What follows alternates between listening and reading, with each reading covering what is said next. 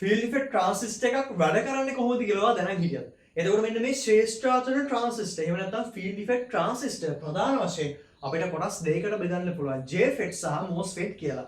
එතකොට මේ අතරිනොත් N channel සහ P channel. N නාලි සහ P නාලි කියලා කොටස් දෙකක් තියෙනවා. එතකොට ඔයා A level physics කරත් ඉංජිනේරින් ටෙක්නොලොජි විෂය කරත් ඔයාට මෙන්න මේ JFET යටතේ ඔයාට කතා කරන්න තියෙන්නේ මෙන්න මේ N නාලි එහෙම නැත්නම් N channel JFET සම්බන්ධයෙන්. අපි බලමු මේ කොහොමද වැඩ කරන්නේ කියලා.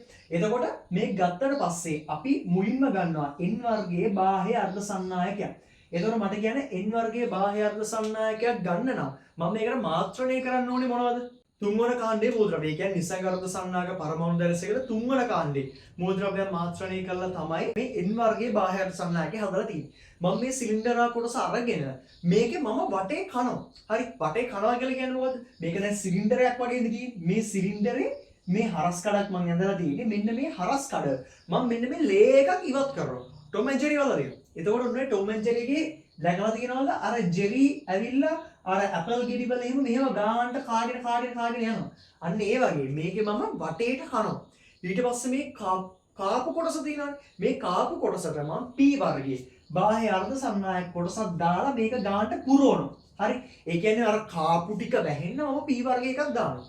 එතකොට මේක වැඩ කරන්නේ මෙන්න මේ වගේ. හිතන්න ඔයා ටැප් එකකින් හරි. එතකොට ඔයා මෙන්න මේ ටැප් එකකින් හෝස් එකක් සම්බන්ධ කරලා පැලයකට වතුර දානවා කියලා හිතන්න. හරි. එතකොට මට කියන්න ටැප් එකෙන් එළියට යන වතුර ටිකයි හෝස් එකේ බටෙන් එළියට යන වතුර ටිකයි මොකද වෙන්නේ? සමානයිනේ. අන්න ඒ වගේ තමයි මේකත් වැඩ කරන්නේ. එතකොට ඔන්න එන වතුර ටික ඔයාට අර බටේ කොන මිරිකලා මොනවා කරගන්න පුළුවන්? බටේ කොන මිරිකලා එන වතුර ටික ඔයාට පාලනය කරගන්න පුළුවන්. එතකොට මේක වැඩ කරන්නේ මෙන්න මේ වගේමයි. එතකොට මම මෙන්න මේකට සැපයුමක් දෙනවා. මෙතෙන්ට මම දෙනවා ධන සැපයුමක්. හරි. ඊට පස්සේ මම මෙතෙන්ට දෙනවා ඍණ සැපයුමක්. හරි ඍණ සැපයුමක්. හිතන්න මම මෙතන ග්‍රවුන්ඩ් කළා කියලා. මෙතන ග්‍රවුන්ඩ් කළා නම් මෙතන විභවය 10යි නම් මෙතන විභවාන්තරය 5 වෝල්ට් නම් මෙතන බිඳුව නම් 10ක් වෙන්න නම් මෙතන ධන 10ක් වෙන්න ඕනේ.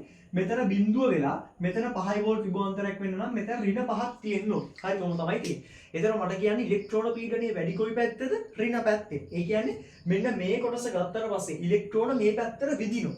හරි. ඒ කියන්නේ මෙතන තමයි ඉලෙක්ට්‍රෝන විදින්නේ. ඒ කියන්නේ සෝස් එක ප්‍රභවය කියලා කියන්නේ. මෙතනින් තමයි කැප්චර් කරගන්නේ.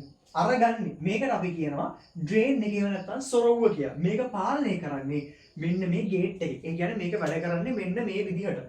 එතකොට ඔක්කොම කලින් කියන්න මෙන්න මේ PN සංදියක් ගත්තට පස්සේ මෙයා පෙරනැඹුරු වෙන්නේ මොන අවස්ථාවේද? P පැත්තට ධන විභවයක් සහ N පැත්තට ඍණ විභවයක් ආවොත්. ඒ කියන්නේ මෙන්න මේ අවස්ථාව විතරයි මෙයා තුලින් ධාරාවක් යන්නේ. මේ අවස්ථාව පෙරනැඹුරු මේ PN සංදියේ PN පැත්තේ මම දෙන වෝල්ටේජ් එක මාරු කරොත් ඒ කියන්නේ මේ පැත්තට ඍණ විභවයක් දීලා මේ පැත්තට ධන විභවයක් දුන්නොත් මෙයා මොන නැඹුරුද? පසු නැඹුරු වෙනවා. පසු නැඹුරු කියන්නේ මෙයා තුලින් ධාරාවක් යනවද? නැහැ. දැන් බලන්න මෙන්න මෙයා මේ බලන්න PN සංදියක් තියෙනවා. දැන් බලන්න මේ P පැත්තට ඍණ විභවයක් දීලා තියෙන්නේ N පැත්තට ධන විභවයක් දීලා තියෙන්නේ. දැන් මට කියන්න මෙතන තියෙන්නේ මොන සංදියක්ද? PN සංදියක්. දැන් මොකද කරන්නේ? මම මෙතන වෝල්ටේජ් එක අඩු වැඩි කරලා මෙන්න මේ බටේ මිරිකනවා. ඒ කියන්නේ අර වතුර බටේ යන වතුර ටික කොන මිරිකලා තද කරලා අදාළ වතුර ටික යන එක පාලනය කරා වගේ අත්දැකීම් තියෙනවානේ. මෙන්න මෙතන හායිත ප්‍රදේශ මොකද වෙන්නේ? මේ පෙරනැඹුරු අවස්ථාවේ ධාරාව යන්නේ නැහැ. හායිත ප්‍රදේශ වැඩි වෙනවා. ඒ කියන්නේ මෙතන හායිත ප්‍රදේශ වැඩි කරලා මෙතනින් ගමන් කරන ධාරාව පාලනය කරනවා. ඒතර මම කිව්වේ කලින් ඉලෙක්ට්‍රෝන යනවා කියන්නේ. ඔව්. ඉලෙක්ට්‍රෝන මේ පැත්තට යනවා. ඒ කියන්නේ මොකක්ද? ධාරාවේ සම්බන්ධ දිශාව ධනසිට ඍණට. ඒ කියන්නේ මොකද්ද? මෙතන විභවය වැඩි කරලා මට මෙන්න මෙතන හායිත ප්‍රදේශයක් ඇති කරන්න පුළුවන්. ඒ කියන්නේ මොකද්ද? අර බටේ කොන මිරිකනවා වගේ. ඒ කියන්නේ යන ධාරාව අපිට පාලනය කරන්න පුළුවන්.